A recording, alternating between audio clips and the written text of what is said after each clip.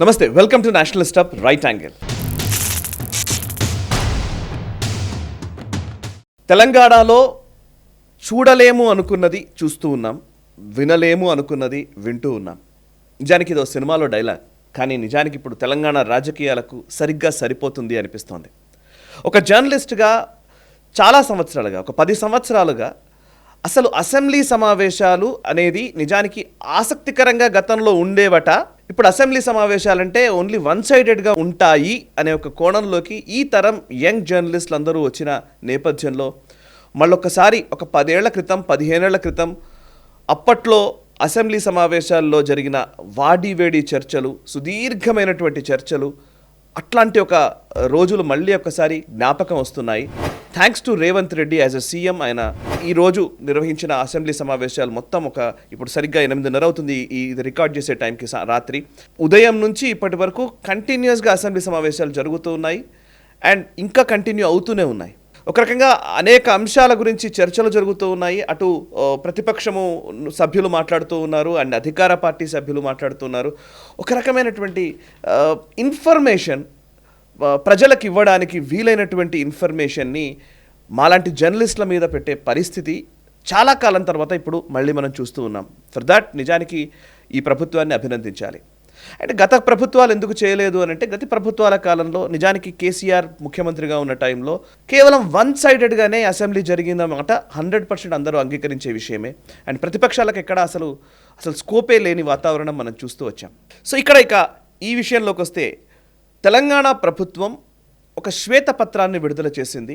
ఈ శ్వేతపత్రం అనేది నిజానికి అధికారికంగా వైట్ పేపర్ ప్రభుత్వం రిలీజ్ చేయడం అనేది ఒక ఆథెంటిక్ ఇన్ఫర్మేషన్ని ప్రజల ముందుంచడానికి చేసే ఒక ప్రయత్నం, ఒక క్రతువు. Authentic information from the government రావాలి అని ప్రతిపక్షాలు చాలా సందర్భాల్లో డిమాండ్లు చేస్తూ ఉంటాయి. ఎటువంటి డిమాండు లేకుండానే అధికార పార్టీ కాంగ్రెస్ ప్రభుత్వము శ్వేతపత్రాన్ని విడుదల చేసింది. అదేంటంటే, it is almost like A report card of BRS government. గతంలో బీఆర్ఎస్ ప్రభుత్వము 10 ఏళ్ల పాటు చేసినటువంటి ఆ పరిపాలనకు సంబంధించినటువంటి ఒక రిపోర్ట్ కార్డ్ లాగానే ఈ శ్వేతపత్రం కనిపిస్తోంది. ఆ రిపోర్ట్ కార్డులో ఏముంది అనంటే, రాష్ట్రం మొత్తం అప్పు 6,71,757 కోట్లని ఈ శ్వేతపత్రం స్పష్టం చేస్తోంది. తెలంగాణ రాష్ట్ర ప్రభుత్వం చేసిన అప్పు, రాష్ట్రం పైన ఉన్నటువంటి టోటల్ అప్పు ఇది. మనం ఇంతకుముందు ప్రతిపక్షాల నుంచి చాలా రోజులు మాట్లాడుతున్నదే 3 లక్షల కోట్ల అప్పులు చేశారు, 4 లక్షల కోట్ల అప్పులు చేశారు. తెలంగాణ వచ్చినప్పుడు మిగులు బడ్జెట్ ఉన్న రాష్ట్రము, ఒక రకంగా చెప్పాలంటే ఇక్కడ మనకే అప్పులు చేయాల్సిన అవసరం లేని రాష్ట్రం ఇది. అట్లాంటిది తెలంగాణను అప్పుల పాలు చేశారు అనే మాటని ప్రతిపక్షాలు అనేక సార్లు చెప్పాయి. 4 లక్షల కోట్లని, 3 లక్షల కోట్లని చెప్పాయి. కానీ ఇప్పుడు నిజానికి నంబర్ చూస్తే 6,71,757 కోట్ల రూపాయల అప్పు తెలంగాణ ప్రభుత్వం పైన లేదా తెలంగాణ పైన ఉంది అనేది తెలుస్తోంది.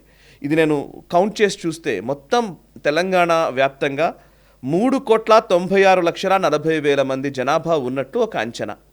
సరే, సబ్జెక్టివ్ కరెక్షన్ కొంత పెరగొచ్చు, తగ్గొచ్చు. 3,96,00,000 పైచిలకు జనాభా ఉంది. 6,71,757 కోట్ల రూపాయల అప్పు ఉంది. అంటే ప్రతి మనిషి పైన సగటున 1,69,464 రూపాయల అప్పు ఉన్నట్టు. అంటే ప్రతి మనిషి పైన, తెలంగాణలో ఉన్న ప్రతి పౌరుడి పైన, ప్రతి వ్యక్తి పైన 1,69,000 రూపాయల అప్పు ఉంది. ఒక కుటుంబానికి సగటున ఒక 3 సభ్యులు ఉన్నారు అనుకున్నా, ఒక వ్యక్తికి 1,69,000 రూపాయల అప్పు ఉన్నట్లయితే ముగ్గురికి అంటే ఆల్మోస్ట్ ఒక 5 లక్షల వరకు ఒక కుటుంబం పైన అప్పున్న పరిస్థితి. ఎంత అన్యాయంగా ఈ వాతావరణం ఉంది అనే దానికి ఇది ఒక నిదర్శనం. ఒక 5 లక్షల రూపాయలు ఒక కుటుంబం పైన అప్పున్న మాట ఒకవైపు అయితే, ఇప్పుడు ఇందులో అనేక అంశాలు, ఇందులో నెంబర్లు చాలా చెప్పారు, గణాంకాలు చాలా ఉన్నాయి. మీరు ఆ గణాంకాలపైన చర్చలోకి నేను వెళ్ళదలుచుకోలేదు, ఎందుకంటే NHTVలో ఆల్రెడీ దీని గురించి ఒక డిస్కషన్ కూడా చేశాము.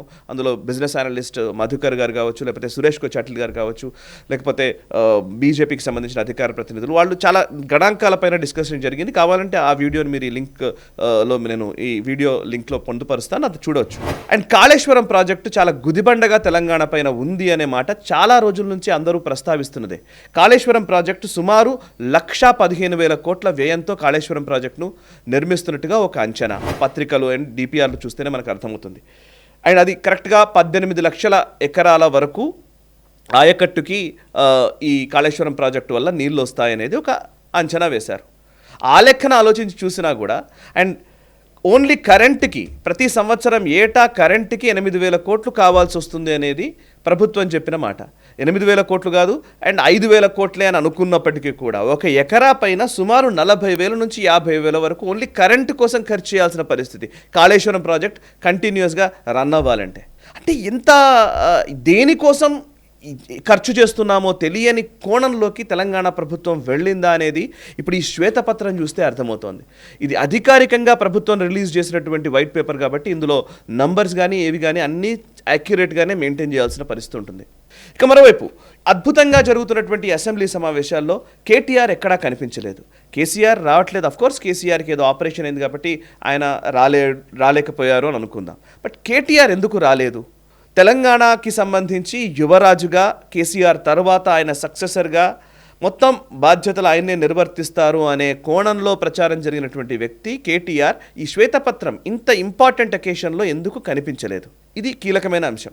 అండ్ 2009కి ముందు వరకు కూడా నేను ఇందాక చెప్పినట్టుగా 2009 ముందు వరకు కూడా అప్పట్లో రాజశేఖర రెడ్డి గారు ముఖ్యమంత్రిగా ఉన్నప్పుడు, అటు చంద్రబాబు గారు ప్రతిపక్ష నేతగా ఉన్నప్పుడు అండ్ ఈటల రాజేందర్ శాసనసభాపక్ష నేతగా అటు టీఆర్ఎస్ పార్టీ తరఫున ఉన్నప్పుడు ఆ టైంలో ఒక అద్భుతమైన చర్చలు జరిగేవి. రాత్రులు కూడా రిపోర్ట్ చేసిన సందర్భాలు ఉన్నాయి. ఆ కాలంలో అయితే అసలు అసెంబ్లీ మీడియా పాయింట్ దగ్గర ఎవరు ఏం మాట్లాడతారు, అసెంబ్లీ లాబీల్లో జరుగుతున్న చర్చలు, అప్పటి మంత్రి రఘువీరారెడ్డికి అటు యనమల రామకృష్ణుడికి మధ్య ఒక సరదా సంభాషణ జరిగింది అని తెల్లారి పొద్దున పేపర్లో చదువుకునేవాళ్ళం. చాలా కొత్తగా అనిపించేది. రిపోర్టింగ్ చేయాలి లేదా ఈ అంశాలకు సంబంధించి జర్నలిజంలో రిపోర్ట్ చేయాలి, ఈ విషయాలని స్టోరీల రూపంలో మనం అందించాలనే ఒక ఆసక్తి గతంలో ఉండేది. కానీ గత 10 సంవత్సరాల్లో ఆసక్తి పూర్తిగా తగ్గిపోయింది. అండ్ నిజానికి ఆ ఆసక్తికరమైన చర్చలు జరిగిన సందర్భంలో అఫ్కోర్స్ ఆ రాజశేఖర రెడ్డి గారి పీరియడ్కి వస్తేనే అసెంబ్లీ సమావేశాలు ఇంకా తగ్గిపోయాయి. అంతకుముందు ఇంకా బాగా జరిగేవని చెప్తారు సీనియర్. బట్ ఈరోజు ఎట్లా అయిపోయిందంటే 2014 కంటే ముందు 2009 నుంచి 14 మధ్య కేవలం అజిటేషన్స్తో అంటే ఉద్యమ నేపథ్యంతో అటు వైఎస్ జగన్మోహన్ రెడ్డి ఫ్యాక్టర్ తోటి అసెంబ్లీ మామూలుగానే జరుగుతూ వచ్చింది. కీలకమైన అంశాలపైన చర్చ ఏం జరగలేదు.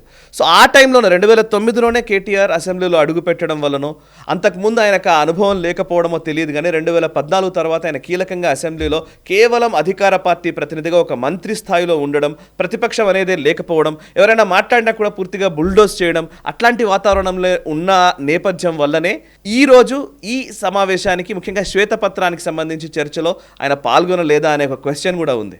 ఎందుకంటే ఆయనకి కేవలం అటాకింగ్ ధోరణి లేదా ఎదుటి వ్యక్తి పైన దాడి చేయడము లేదా బుల్డోజ్ చేయడము ఇదే అలవాటైపోయి ఇప్పుడు ప్రతిపక్ష పాత్ర పోషించడం అనేది కొంచెం కష్టతరమేనేమో అనే ఒక భావనలోకి కేటీఆర్ వెళ్ళారా అనే ఒక సందేహం కూడా ఉంది. So what ever it may be, assembly ఇప్పుడు ఇది మంచి చెడు ఎవరికి ఎంత టైం ఇస్తున్నారు ఏంటి, మైకులు కట్ చేస్తున్నారా లేదా ఇవన్నీ తర్వాత తేల్తాయి, ఇట్స్ ఓకే. బట్ అట్లీస్ట్ సభలో ప్రజల అంశాలకు సంబంధించి ప్రజల సమస్యల గురించి ఒక చర్చ అయితే జరుగుతుంది. ఆయా ప్రాంతాల్లో నియోజకవర్గాల్లోని ఓటర్లు ప్రజలు వేసిన ఓట్లకు ఫలితంగా వచ్చినటువంటి ఆ ప్రజాప్రతినిధులు ఆ నియోజకవర్గాలకు సంబంధించిన రిప్రజెంటేటివ్స్ అసెంబ్లీలో కనీసం మాట్లాడుతున్నారు అనే ఒక భావనలోకి తెలంగాణ ఇప్పుడు చేరుకుంది. దానికి మనం సంతోషపడాలేమో. ఇదే వాతావరణం ఆంధ్రప్రదేశ్లో కూడా రావాలని కోరుకుందాం. ఆంధ్రప్రదేశ్ కూడా గత 10 సంవత్సరాలుగా ఆంధ్రప్రదేశ్లో కూడా అసలు అసెంబ్లీలో చర్చలు అనేవి చాలా ఒక సుహృద్భావ వాతావరణం అనేది లేని పరిస్థితి కనబడుతోంది. సో ఐ విష్ తెలంగాణ కానివ్వండి ఆంధ్రప్రదేశ్లో కానివ్వండి అసెంబ్లీలు సజావుగా సాగాలి, అద్భుతమైన చర్చలు జరగాలి, ప్రజా సమస్యలు ప్రస్తావనకు రావాలి అండ్ సమస్యల్ని పరిష్కరించాలని మనం కోరుకుందాం. Thank you very much. ఈ వీడియో నచ్చితే లైక్ చేయండి, 10 మందికి షేర్ చేయండి అండ్ మీ కమెంట్స్ ద్వారా మీ అభిప్రాయాలు మాతో పంచుకోండి. మనసా వాచా కర్మణ దేశ హితం కోసం పరితపించే నేషనలిస్ట్ గ్రూప్ ఆఫ్ ఛానల్స్ని సబ్స్క్రైబ్ చేసుకొని జాతీయవాద జర్నలిజాన్ని ప్రోత్సహించండి. Thank you very much.